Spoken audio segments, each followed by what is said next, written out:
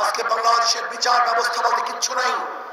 আপনারা দেখেছেন আমাদের দেশের ল, আমাদের দেশের আইন, কেউ যদি আসামি হয় এবং সাজাপ্রাপ্ত হয় তাকে কোর্টে হাজির হয়ে তারপরে জামিন মঞ্জুর করাতে হয়। কিন্তু আমরা কি দেখেছি, বিদেশে থাকা অবস্থায়ও কোর্ট তাকে জামিন দিয়ে দিয়েছে। এরকম আইন বাংলাদেশের আছে বলে আমার জানা নেই। তার মানে বিচার বলতে আমাদের বাংলাদেশে কিছুই নেই।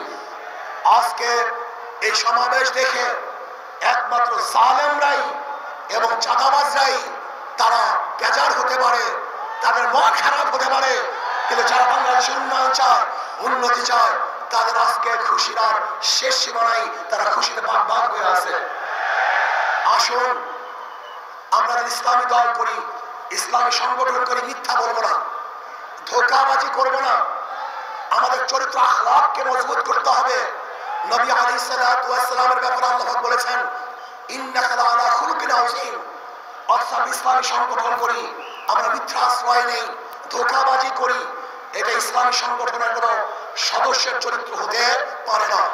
যা বলবো স্পষ্ট বলবো, যা কিছু করবে স্পষ্ট বলবো, কোন অবস্থায় মিথ্যা বলবো না।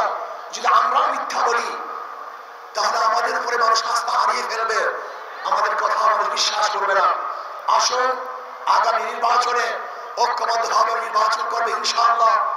আমি আগেই বলে দিয়েছিলাম, যদি আমরা মুনাফিকি না করি, আমাদের কলিজা, আমাদের কলব যদি ঠিক থাকে, আগামী ইসলামী হুকুমত হবেই হবে ইনশাআল্লাহ। লিখে রাখতে পারেন, লিখে রাখতে পারেন, আগামী সংসদ হবে ইসলামী সংসদ, আগামী সংসদ হবে কোরআন সুন্নাহ সংসদ।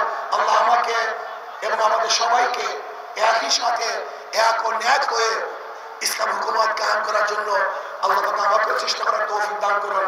আমাদের সবাইকে কবুল করে নেন।